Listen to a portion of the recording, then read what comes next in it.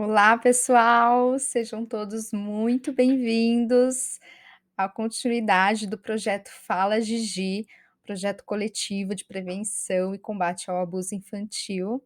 Meu nome é Sabrina Vilaça, sou enfermeira formada pela Escola de Enfermagem da USP Ribeirão, atualmente mestranda do Departamento de Patologia e Medicina Legal da Faculdade de Medicina de Ribeirão Preto, também da USP, e também sou enfermeira assistencial na cidade de São Carlos, também trabalho na pediatria. Hoje, a nossa conversa, né, vai ser sobre o papel da enfermagem nessa prevenção e combate do abuso infantil, tá? Dentro do projeto Fala Gigi. Então, antes da gente começar, eu vou chamar a vinheta.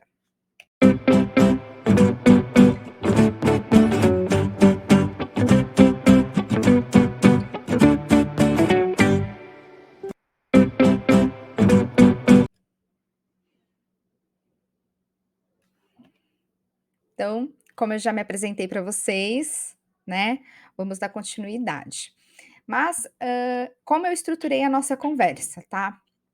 Eh Eu vou contextualizar de uma maneira bem, breve o que é o abuso infantil, mas eu acho que para fins de enfermagem, eu acho que é interessante a gente falar não só como deve ser o cuidado, essa abordagem com as crianças que são vítimas de abuso infantil, né, mas também falar da figura do agressor. Eu acho que nós, da enfermagem, a gente lida com as 2 figuras, né, nos diversos sistemas de saúde, nos sistemas de saúde, tanto no SUS quanto na rede privada, e, a gente precisa também conhecer o agressor, tá. E também, claro, dar o enfoque para a vítima. Então a nossa conversa vai ser nesses 2 aspectos e, claro, fiquem à vontade para entrar em contato comigo nas redes sociais, tá, que eu vou deixar posteriormente, e também o site oficial, né, as redes sociais oficiais do Fala Gigi. Então, antes da gente começar nossa conversa, né, é importante falar o que é o abuso sexual infantil, né. Nada mais é do que toda ação praticada, né, por adultos independente do sexo contra crianças e adolescentes, tá. E esse, abuso, essa ação, ela tem por objetivo a estimulação sexual do próprio abusador e dessas vítimas. E esses agressores a gente divide eles, entre os que possuem um transtorno pedofílico e aqueles agressores que não possuem um transtorno psiquiátrico, tá. E é importante diferenciar isso, porque muitas vezes as pessoas confundem, né, e às vezes até pela própria divulgação da mídia, né, todo mundo acaba, sendo colocado no mesmo balaio da coisa, mas há uma diferenciação, tá, e a gente vai fazer aqui nesse vídeo. A pessoa que possui o transtorno parafílico, né, o transtorno parafílico pedofílico, são indivíduos, tá, que possuem uma preferência persistente, né, ou predominante dentro de um período, mínimo de 6 meses, tá, por atividade sexual por crianças pré-púberes, tá, geralmente menores de 13 anos, tá, ou com crianças com uma puberdade precoce, dentro do que é preconizado ali nos estágios de Turner, tá. E esse indivíduo que possui esse transtorno, ele pode colocar em prática esses impulsos sexuais, né, ou não, tá. Mas de qualquer maneira, esse transtorno parafílico traz um intenso sofrimento, tá, para essa pessoa e uma dificuldade interpessoal de vivência em sociedade, tá. Então o transtorno ele traz intenso sofrimento para essa pessoa que possui, tá. O uso intensivo de pornografia infantil geralmente é um indicativo, né, que é utilizado no diagnóstico do transtorno pedofílico. E esse transtorno, né, para quem, tem esse transtorno parafílico, ele é multifatorial, né, então ele pode ser por diversas causas, né. Algumas causas que eu trago aqui para vocês, é a questão do condicionamento, o histórico de abuso sexual na infância, tá. Ele pode ser um fator para que a pessoa desenvolva na vida adulta esse transtorno pedofílico, tá. Por isso é tão importante a gente falar da figura do agressor, porque esse agressor um dia pode ter sido uma vítima na infância, tá.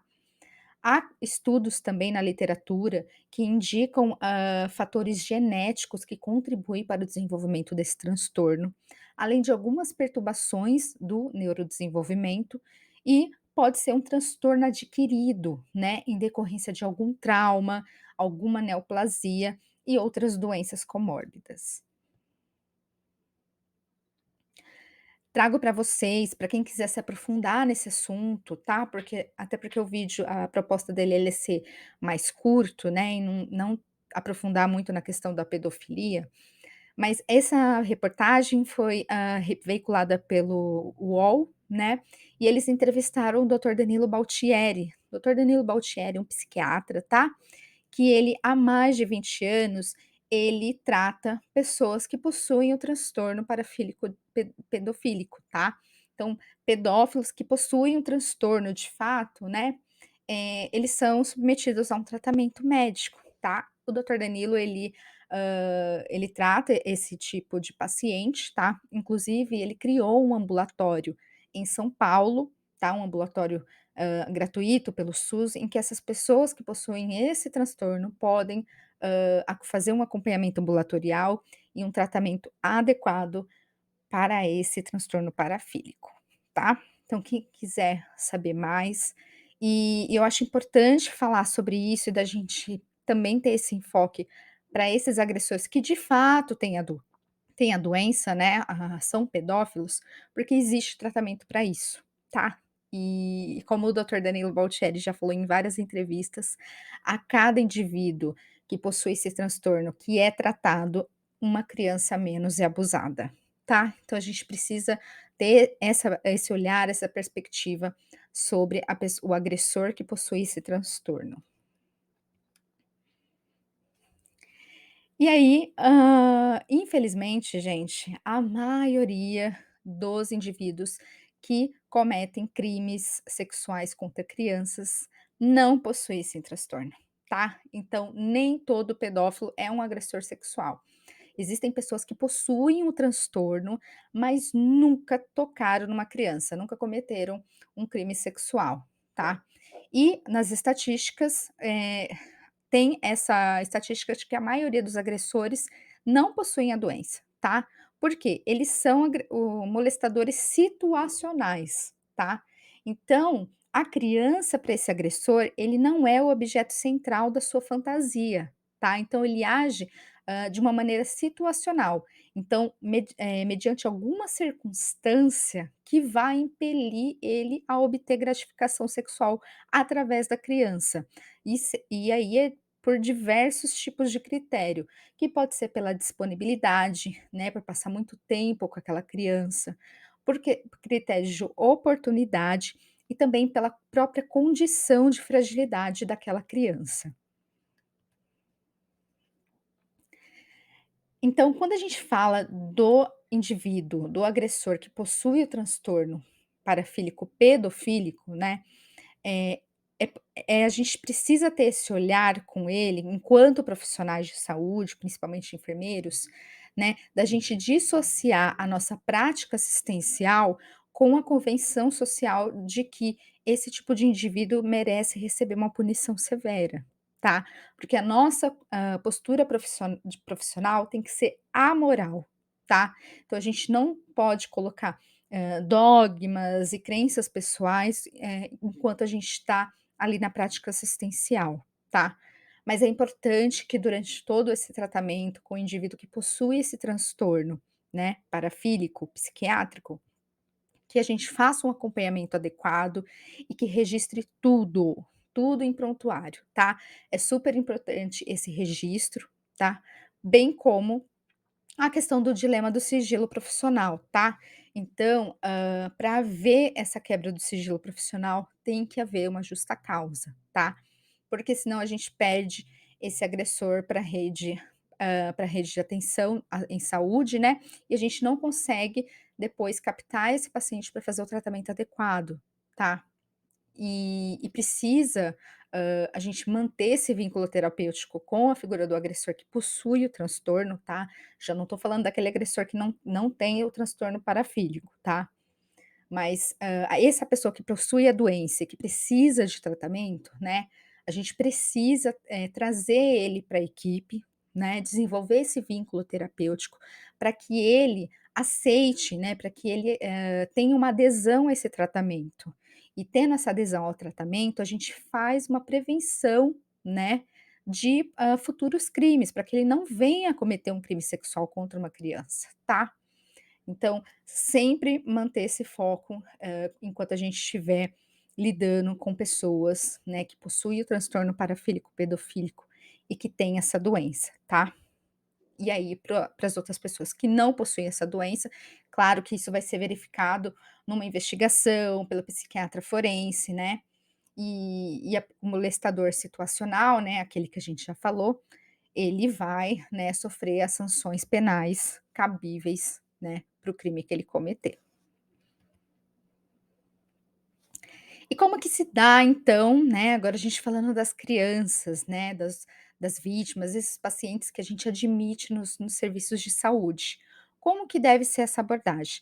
Eu vou trazer algumas dicas, né, de como deve ser essa abordagem, né, focando dentro ali do escopo da enfermagem, mas é importante lembrar que nós da enfermagem, a gente não trabalha sozinho no serviço de saúde, tá? O trabalho é multiprofissional, tá? Envolve diversos profissionais, é interdisciplinar, tá? Então vai envolver o médico, vai envolver a psicóloga, a psicologia, a assistência social, a terapia ocupacional, fono, enfim, vai envolver uma gama de profissionais que vão estar ali juntos, né, em prol ali do acolhimento e do, tratamento dessa criança que sofreu o abuso, tá? Mas algumas dicas que eu trago, a gente precisa se apresentar, tá, para essa criança e utilizar uma linguagem adaptada, tanto para as características quanto para a fase de desenvolvimento que ela tá, tá bom? E transmitir a essa criança que é necessário que ela apenas diga apenas a verdade, tá? E que ela relate apenas o que ela lembra, o que passou com ela e não o que ela ouviu dizer de terceiros. É preciso sempre, organizar a comunicação para ser sempre clara, objetiva e simples, tá bom? Sempre esclarecer a ela que ela pode e deve interromper o profissional, né, o enfermeiro, caso ela não entenda algum tipo de questionamento, né, e claro, se sentir à vontade para dizer que não sabe de algum fato ou não se lembra, tá? E sempre, na medida do possível, evitar perguntas, né, sempre promover esse discurso livre da criança, claro que vai ser na medida do possível. Sempre partir da informação fornecida por essa criança, tá certo? Utilizar as palavras que ela traz, né, como elementos centrais da situação abusiva. E se for necessário incluir algum tipo de questionamento, sempre deixar, essa pergunta mais aberta possível, tá? Para ela não ser uma pergunta dicotômica, né, que leve a uma resposta de sim ou não, né? E tampouco fazer perguntas que vão induzir algum tipo de resposta, tá? Além disso, evitar ser repetitivo e coercitivo, né, nessa abordagem com a criança, porque isso pode, ocasionar em uma revitimização, tá. E o que a gente menos quer é causar uma violência institucional com essa criança, porque ela já sofreu uma violência horrorosa que é o abuso, tá. E a gente não quer causar mais um tipo de violência que é a revitimização, tá bom? Nunca tirar conclusões precipitadas, tá? Ou crenças sobre o determinado evento, tá bom? Até porque nós enfermeiros não somos investigadores, tá? Nós somos enfermeiros. Quem vai realizar toda essa hã, verificação, essa investigação de fato, são as autoridades competentes, Conselho Tutelar, Ministério Público, Polícia Civil, tá? São eles que vão realizar a investigação e chegar, né, na averiguação do fato em si, tá bom? Então nós não devemos tirar conclusões precipitadas. Além disso, evitar criar atmosfera emocional, né, baseado em recompensas por resposta dada, ou fazer algum tipo de reforço através de atividades lúdicas. Evitar induzir nessa criança a ideia de que alguém fez algo errado com ela, até porque, mesmo que seja confirmado, a gente não pode contaminar o discurso da criança, tá. Sempre lembrar que o discurso tem que ser livre e tem que ser, o menos contaminado possível, tá bom. Outra coisa, é difícil, pode ser muito difícil para enfermeiros, né, evite a manifestação tanto verbal quanto não verbal, né, de sentimentos, né, perante o relato da criança. Então falar: "Ai meu Deus, ai meu nossa, meu Deus", entendeu. Evite, tá, porque isso pode assustar mais a criança, trazer um receio, né. E aí ela pode, mediante essa atitude, né, ela se fechar e ela não se sentir, confiante, aberta para trazer esse relato, né, do que ocorreu com ela. Além disso, não utilizar bonecos nem materiais sugestivos para fazer a criança relatar o abuso, tá? Por favor, gente, tá? O pessoal da psicologia tem uma abordagem adequada, eles são capacitados para isso, e nós da enfermagem não cabe a nós da enfermagem fazer esse tipo de abordagem, porque pode ser desastroso, tá? E pode também contaminar o discurso da criança. E também evitar estimular a imaginação da criança para que ela também não distorça todo o conteúdo. Não fornecer informações que a criança desconhece ou não verbalizou, não trouxe para você, tá bom? Não encorajar a criança a se expressar por desenhos, nem apresentar figuras para ela interpretar, tá? Se é abuso ou não.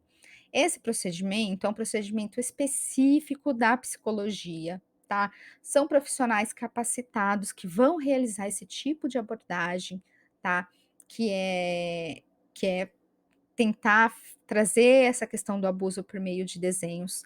Nós da enfermagem não temos essa capacitação para fazer isso, e também é desaconselhado fazer isso numa primeira abordagem, quando essa criança é admitida, nos serviços de saúde ou nos IMLs, enfim.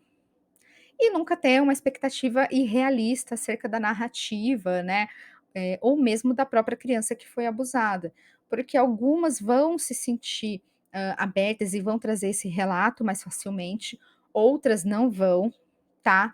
Até porque cada paciente é único, cada paciente tem um repertório cultural, né, tem uma lente de mundo diferente, tá, então a verdade do outro é diferente da minha.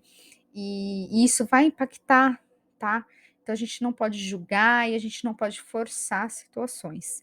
Cada caso vai ser um caso e cada criança ela vai ter, uma reação, uma forma de lidar com isso diferente, tá.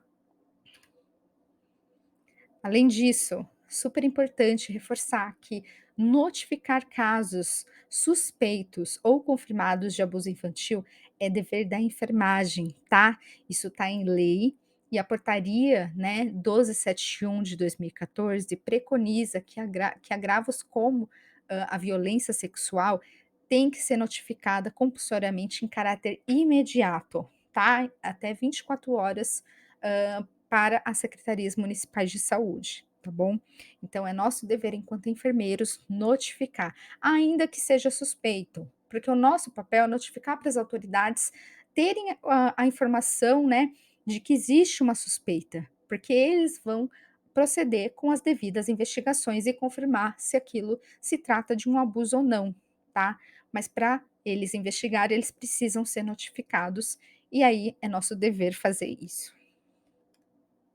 Aqui eu trago para vocês, o modelo, né, da ficha de notificação, que é a ficha do SINAM, de violência interpessoal. Vou deixar o link para vocês, vocês encontram facilmente na internet. É para ter essa ficha de notificação nos serviços de saúde em que vocês estão atuando, mas caso não tenha impresso, vocês facilmente encontram na internet para imprimir e fazer a devida notificação e encaminhar para a Secretaria Municipal de Saúde. E sempre lembrar, somos enfermeiros e não investigadores, tá?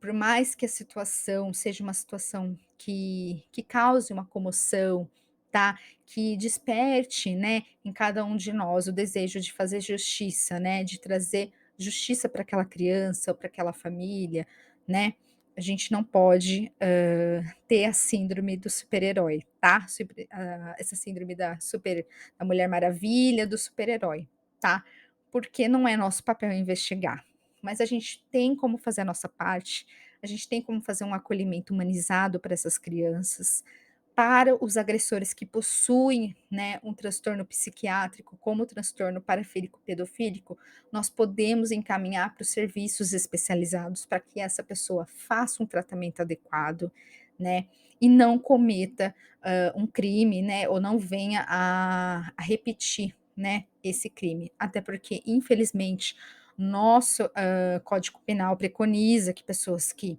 cometem crimes vão cumprir uma pena, mas posteriormente elas vão ser reintegradas para a sociedade. Então a gente precisa pensar como a gente está reintegrando essas pessoas, né, que cometeram abuso contra crianças, que possuem o transtorno, tá, psiquiátrico. A gente precisa tratar elas, tá bom? E claro, sempre orientar, fazer um trabalho de educação em saúde com essas crianças, seja nos serviços de saúde, seja nas escolas, tá? Porque quando a gente orienta a criança passa a ter um referencial do que é abuso, do que é carinho, né. E ela mesma consegue estabelecer esse limite e comunicar outros adultos da situação que ela está passando, tá certo?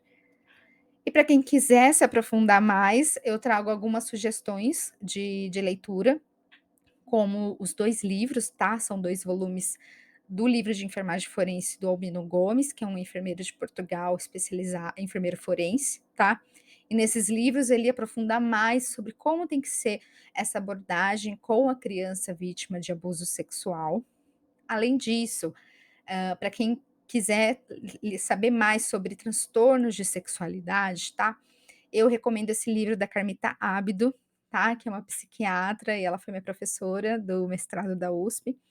E nesse livro também tem a questão da pedofilia, que ela aborda de uma maneira muito didática, traz dados da literatura científica, que eu super recomendo. Além disso, o Ministério da Saúde conta com algumas normas técnicas e protocolos que todo enfermeiro pode ler, tá? Pode encontrar na internet para fazer uma leitura e ter uma noção de como é que eu vou lidar com essas crianças, tá? Como que eu vou fazer um cuidado humanizado para essas crianças vítimas de violência. Essa norma técnica traz como que deve ser a atenção humanizada a essas pessoas vítimas de violência e como deve ser o registro dessas informações acerca do abuso, bem como deve proceder a coleta de vestígios quando for houver, né, e for necessário.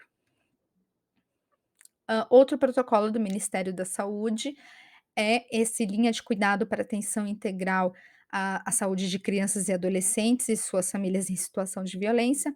É um protocolo voltado para profissionais de saúde e para os próprios gestores dos serviços de saúde, de como deve proceder esse cuidado, né, com as crianças e também esse acolhimento para as famílias, tá bom? Vocês facilmente encontram isso na internet, tá? E é um documento muito legal, tá? Muito importante, que dá um direcionamento para você que não tem noção nenhuma de como deve proceder nesses casos, tá certo? Fico à disposição, né, para tirar algumas dúvidas. Vocês podem me encontrar aqui no nas redes sociais, no YouTube, no meu canal, @CSI, né, CSI, Nurse, enfermeira em inglês, NURSE-BR, tá, tudo junto, CSI Nurse BR. Pode encontrar no Instagram, TikTok e aqui no YouTube. Além disso, vocês podem me encontrar na rede oficial do Fala Gigi, tá bom? Na página oficial do Fala Gigi, a gente está lá para tirar dúvidas. Tem uma série de conteúdos que a gente, elaborou ao longo do mês, tá? Essa aula é só mais um conteúdo do no inúmero, né, do vasto conteúdo que a gente produziu e que vários colegas, vários profissionais maravilhosos, né, fizeram ao longo do mês. Então é isso, gente. Muito obrigada pela atenção, para você que assistiu até aqui. Siga o Fala Gigi, que é um projeto coletivo maravilhoso, e se você quiser participar também das próximas edições, é só entrar em contato com a gente. Muito, muito obrigado. Nos vemos na próxima.